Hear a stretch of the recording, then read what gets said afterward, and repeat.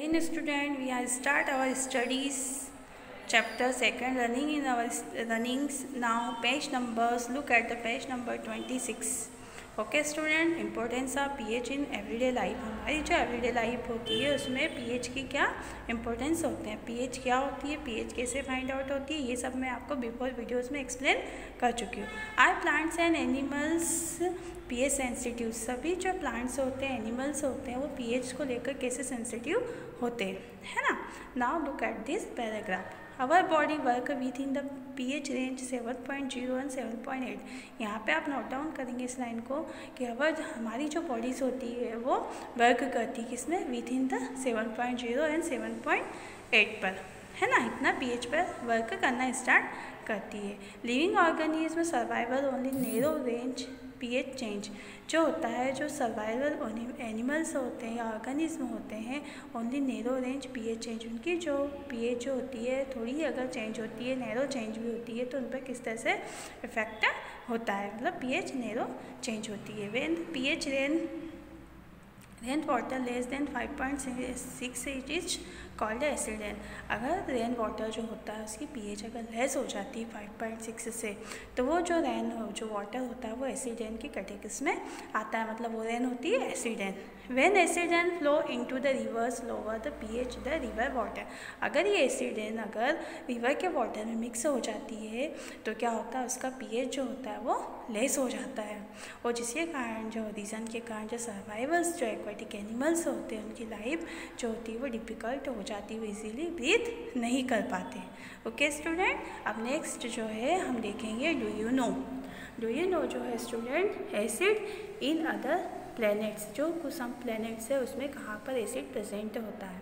The atmosphere of Venus made of the thick white yellowish cloud. जो atmosphere होता है, जो प्लैनेट्स होता है, वीनस होता है, उसमें थिक लेयर प्रेजेंट होती है। जो लेयर होती है वो किस पे होती है, जो लेयर होती है वो H2SO4 का क्लाउड प्रेजेंट होता है।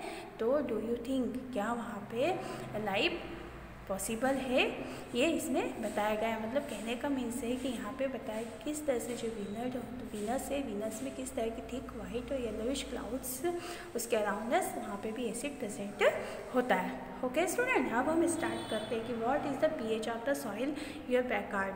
मतलब किस तरह से सॉइल है वहाँ पे, अगर सॉइल जो होता है वो ग्रो करता है ना स्टूडेंट, तो किस तरह से ग्रो करता है ना, वो क्या उसकी पीएच के रीजन के कारण ग्रो करता है और किस तरह से वो हेल्दी होता है, वो इस पैराग्राफ में गिवन है कि plants require the specific pH range their healthy growth. जो प्लांट्स होता है उसकी पीएच जो रेंज होती है इसके कारण भी वो हेल्थी होता है और उसकी ग्रोथ होती है। To find out the pH required healthy growth in the plants. अब हमें ये फाइंड करना है स्टूडेंट कि किस तरह से जो पीएच होती है वो हेल्थी ग्रोथ या प्लांट्स के लिए रिक्वायर होती है। You can collect the soil from the various place in check the pH manner describe the below in activities. अब हम ये देखेंगे यहाँ पे एक्टिविटीज़ गिवन है कि किस तरह से हम सॉइल कलेक्ट करते हैं इन द अदर एरियाज। जितने भी एरियाज है उसमें से अगर सॉइल हम कलेक्ट करेंगे तो हम ये देखेंगे कि किस रीजन या किस एरिया में से क्या होता है स्टूडेंट, कि सॉइल जो होती है किस रीजन में से सॉइल जो होती है वो चेंज होती है, और किस सॉइल में किस तरह से उसकी फर्टिलिटीज़ होती है, उसमें कितना पीएच होने के कारण ये होती है। एक्टिविटीज़ है 2.12,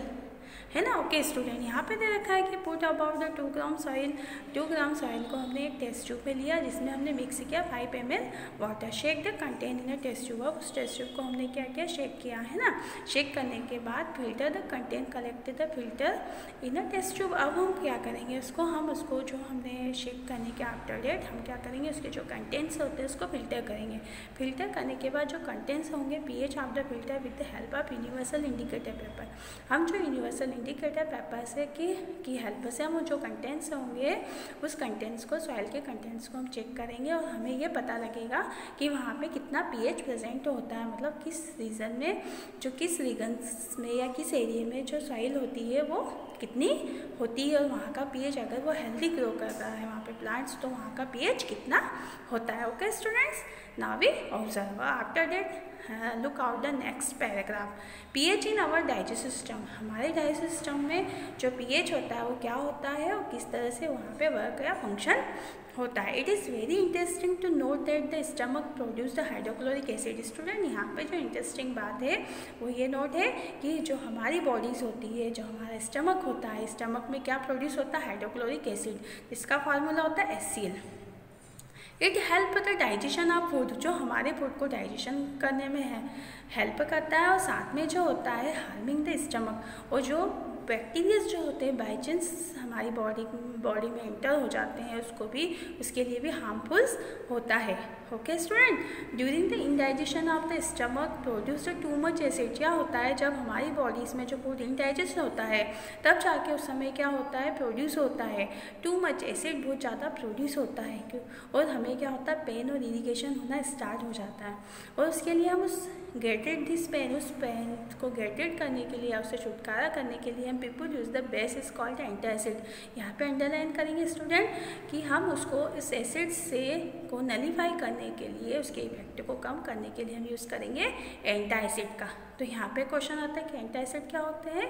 एंटासिड होते हैं कि जो एसिड के इफेक्ट को लेस करता है, कम करता है।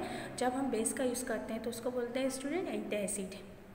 One such the remedies must have been suggested by the beginning this chapter. जब हमने स्टार्ट किया था ना स्टूडेंट लेसन, तब वहाँ पे रेमेडीज़ बताई थी। रेमेडीज़ हम क्या यूज़ करेंगे, अगर हमें एसिडिटी हो रही है तो हम कौन सा बेस या कौन सी रेमेडीज़ को हम यूज़ करेंगे। एंटाइटिस न्यूट्रलाइज द एक्सेस एसिड। जो एंटा एसिड होती है वो जो बेस होता है वो एक्स्ट्रा एसिड जो हमारी बॉडीज़ में स्टोर हो जाता है हमारे स्टमक में, उसको न्यूट्रलाइज, उसके इफेक्ट को लेस कर देता है। मैग्नीशियम हाइड्रोक्साइड, जो मैग्नीशियम ऑक्साइड होता है वो माइल्ड बेस होता है, मिल्क ऑफ मैग्नीशिया बोलते हैं, जिसे often use for this purpose, इस पर्पस के लिए यूज़ किया जाता है। ओके स्टूडेंट, अब नेक्स्ट पैराग्राफ पे आते हैं कि pH change in a cause आप टूथ डिके। जो पीएच चेंज होने के कारण भी हमारे जो टूथ होते हैं वो डिके हो जाते हैं, मतलब दांत जो टीथ होते हैं हमारे ख़राब होना स्टार्ट हो जाते हैं, because reason of the our pH. Tooth decay the start when the pH of the mouth lower 5.5। जो हमारी जो जो माउथ होती है, पीएच ऑफ द माउथ कितना हो जाता है? लोअर हो जाता है 5.5 से। मतलब स्टूडेंट यहाँ पे अंडरलाइन करिए कि जो पीएच होता है वो हमारा माउथ का जो कितना होता है? 5.5 होता है। अगर इससे लोअर हो जाता है तो tooth the enamel made of the calcium. जो हमारी जो टीथ होती है उसमें जो इनेमल्स होता है वो मेड अप, वो किससे मिलके बना होता है? कैल्शियम फास्फोरस का। यहाँ पे भी आपको अंडरलाइन करना है। Hardest substance in the bodies, हमारी बॉडीज़ का सबसे हार्डेस्ट सब्सटेंस होता है जो हमारी टीथ पे जो कोटिंग होती है ना, वो इनेमल की होती है और किसकी होती है? कैल्शियम फास्फोरस से मिलकर बनी होती है, जो हार्ड सब्सटेंस होता है। इट डज नॉट डिजॉल्व, जो इनेमल से होता है वो डिजॉल्व नहीं होता, but corrode when the pH in the mouth in a low. Corrode होना स्टार्ट हो जाता है, मतलब धीरे धीरे वो क्या होता है? डिस्ट्रॉय होना स्टार्ट हो जाता है अगर हमारी पीएच होती 5.5 से लेस हो जाती है। Bacteria present the mouth produce the acid. जो अगर हमारे जो माउथ है उसमें अगर बैक्टीरिया प्रेजेंट होते तो एसिड को प्रोड्यूस करना स्टार्ट कर देते हैं। Digression of the sugar and food particles remain in the mouth after the eating. जब हम फूड ईट करते हैं और इसी अच्छे से अगर हम हमारे जो माउथ है उसको वॉश नहीं करते हैं तो उसमें जो पार्टिकल्स हो जाते हैं, वो पार्टिकल्स होते हैं, मतलब सम बैक्टीरियाज प्रेजेंट होते हैं, वो क्या करते हैं? फूड को डिग्रेशन करना स्टार्ट कर देते हैं, और जिससे क्या होता है स्टूडेंट? हमारे जो माउथ की पीएच जो होती है वो लेस होना स्टार्ट हो जाती है। The best of the prevent this they clean the mouth after eating food. मतलब जब भी हम ईटिंग फूड करते हैं उसके बाद हमारा जो बेस्ट वे वो होता है कि हमें क्या करना चाहिए? हमारे माउथ को इजीली क्लीन करना चाहिए, जिससे जो बैक्टीरियाज वहाँ पे प्रेजेंट नहीं हो और शुगर का डिग्रेशन नहीं कर पाए। यूजिंग द टूथपेस्ट, जिसके लिए हम टूथपेस्ट का यूज़ करते हैं। जो टूथपेस्ट होता है विच आर जनरली बेसिक, वो कैसा होता है? बेसिक नेचर होता है उसका। For cleaning the teeth can utilize the excess acid। जो हमारे माउथ में एक्सेस जो एसिड डेवलप होना स्टार्ट हो जाता है तो उसको क्या करता है? वो न्यूट्रलाइज करना स्टार्ट करता है, जिससे हमारे जो टीथ होते हैं वो प्रिवेंटिंग हो जाते हैं डिके होने से। ओके स्टूडेंट, अब नेक्स्ट जो पैराग्राफ होता है self depends by animals and plants to the chemical warfare. किस तरह से जो एनिमल्स या प्लांट्स होते हैं वो किस तरह से केमिकल के थ्रू अपने आप को वो अपनी खुद को सेल्फ डिफेंस करते हैं, हमारी रक्षा उनकी खुद की सेल्फ रक्षा करते हैं, सेल्फ डिफेंस करते हैं। Have you ever been the stung by honey bee? क्या आपने कभी देखा है या हनी बी ने आपको कभी भी स्टंग किया है? Bee sting leaves an acid which cause the pain in irrigation. Bee sting leaves an acid, जो बी स्टिंग होती है, जो हमें कभी भी स्टिंग करती है बी, तो हमें क्या वो करती है, कॉज जो पेन और इरिगेशन होता है, क्योंकि वो क्या देती है हमें, एसिड को आउट करती है। मतलब जब भी हमें हनी बी स्टंग करती है, मतलब काटती है, तो हमें क्या होता है, वहाँ पे इरिगेशन होना स्टार्ट हो जाता है, cause of the pain, cause of the acid.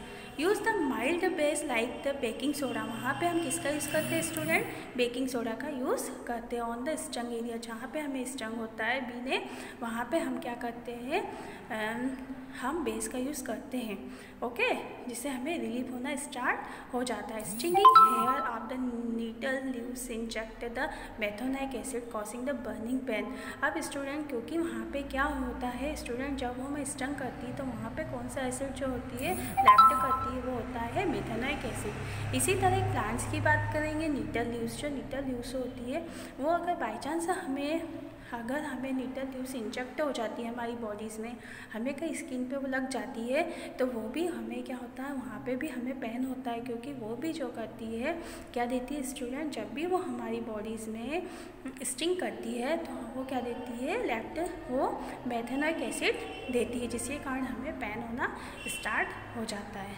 Okay student, you have any problem, you discuss me. Jai Hind.